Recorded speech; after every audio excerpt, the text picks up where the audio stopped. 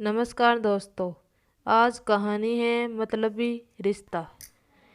एक गांव में एक बड़ा साहूकार रहता था। साहूकार बहुत ही पैसे वाला था। आसपास ही कई गांव में उसका बड़ा नाम था। लेकिन इस साहूकार को अपने पैसों और अपने रुतबे का और अपने नाम का बड़ा ही घमंड था।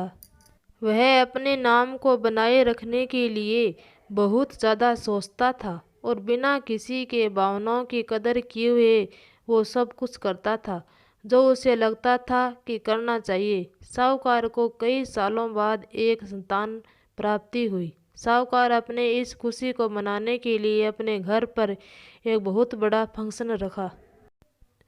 उस कार्यक्रम में उसने आसपास के गांव के सभी सीमित लोगों को और सिर्फ ऐसे रिश्तेदारों को जो पैसे वाले थे उन्हीं को ही बुलाया था। पास के ही गांव में साहूकार की खुद की सगी बहन भी रहती थी, क्योंकि इन दिनों उसकी आर्थिक परिस्थिति कुछ अच्छी नहीं थी। इसलिए उसने अपनी बहन तक को इस कार्यक्रम में शामिल नहीं किया। साहूकार ने जिस कार्यक्रम का आयोजन किया था वह इतना इतना बड़ा फंक्शन था और इसके अलावा इसमें इतने प्रसिद्ध और सीमित लोग आने वाले थे कि इस कार्यक्रम की चर्चाएं हर गांव में होने लगी। यह खबर उस साहूकार की बहन तक भी पहुंच गई। बहन को यह जानकर बहुत ज़्यादा खुशी हुई कि इतने सालों बाद उसके भाई को आखिरकार संतान का सुख प्राप्त हुआ। बहन ने सोचा कि भाई गलती से उसे इस बारे में बताना भूल गया होगा और अपनों को भला कोई न्योता नहीं देता का, ऐसा कभी हो ही नहीं सकता। भोली बहन ने अपने भाई के यहाँ उस कार्यक्रम में जाने की तैयारियां शुरू कर दी। जिस दिन वह कार्यक्रम था उस दिन बहन सुबह सुबह ही अपने भाई के घर जाने के लिए निकल पड़ी। रास्ते में अपने पुराने मेले कपड़े देखे उसे ख्याल आया कि अगर किसी और के घर जाना होता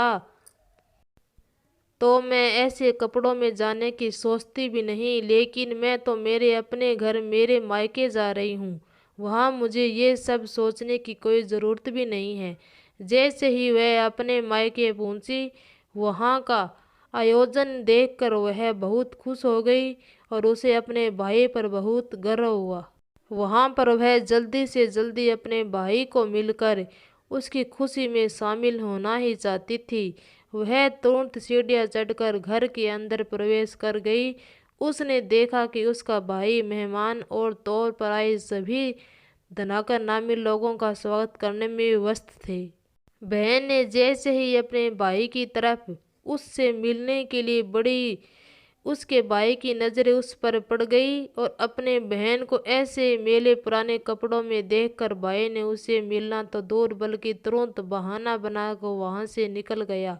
बहन ने सोचा इतने लोगों में बेचारा अकेला भाई क्या क्या करे। ज़रूर भाई को कुछ काम याद आ गया होगा, इसलिए वहाँ से चला गया होगा। बहन बाद में अपनी भाभी से मिलने गई। भाभी ने उसका स्वागत किया और उसे खाना खाने के लिए कहा। बहन ने सोचा ठीक है, पहले खाना खा लेती हूँ, फिर बाद में आराम से भाई से मिल लूँगी। बहन खाना खाने के लिए पंगत में बैठी। साहूकार भाई ने देखा कि अपने सभी धनवान मेहमानों के बीच इसकी गरीबी बहन बैठी हुई है।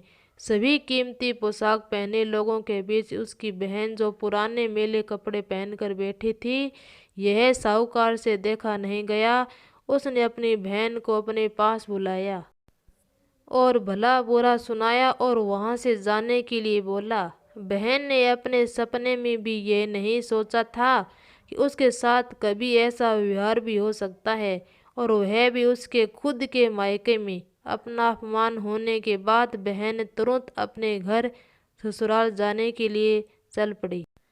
बहन तो इस बात को पचा ही नहीं पा रही थी कि उसके अपने भाई ने उसके साथ इतना बुरा व्यवहार किया है। उसकी आंखों से आंसू नहीं थम रहे थे। रास्ते में उसे अपनी पुरानी दोस्त मिली।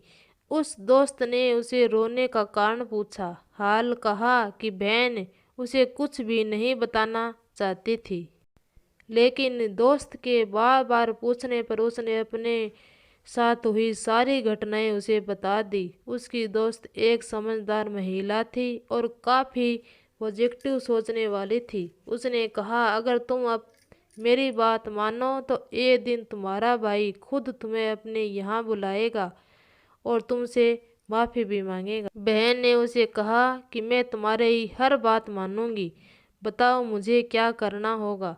दोस्त ने कहा कि तुम इस अपमान को, इस दुख को एक दिशा दे दो और कोई गृह उद्योग शुरू कर दो।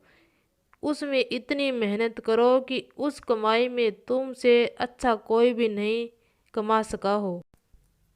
बहन को अपने दोस्त की बात सही लगी। उसने घर पहुंचकर अपने आंसू पोंछकर उसी दिन से एक गृह उद्योग शुरू किया। उसने दिन रात मेहनत की, अपने साथ कई और गांव की महिलाओं को जोड़ा और देखते ही देखते उसका गृह उद्योग चल पड़ा। कुछ ही सालों में आसपास के 50 गांव में उसका उद्योग भी चल पड़ा और उस बहन का नाम और रुतबा काफ़ी बढ़ गया और अब वह पैसों के मामले में अपने भाई से भी ज़्यादा बड़ी बन गई। भाई को भी जब यह पता चला कि उसकी बहन इतनी सीमित हो गई है तो उसने सोचा कि एक बार उससे मिलकर आ जाए। वह सब जब अपने बहन को उसके घर मिलने पहुंचा तो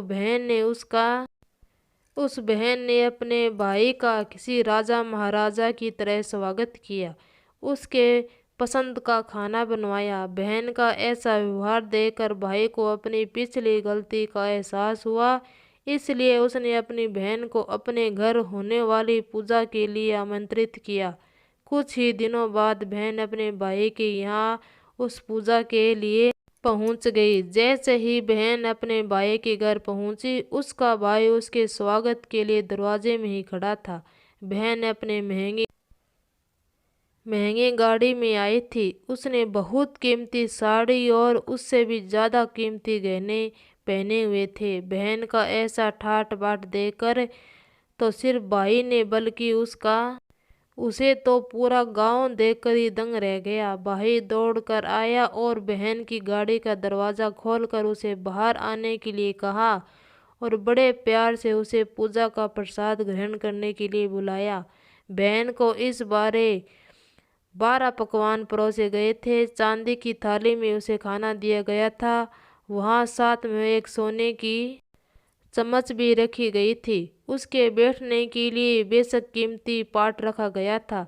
बहन को यह सब देखकर उसके वह पुराने दिन याद आ गए जब भाई ने उसे बिना खाना खिलाए ही भला बुरा कहकर वापस लौटा दिया था।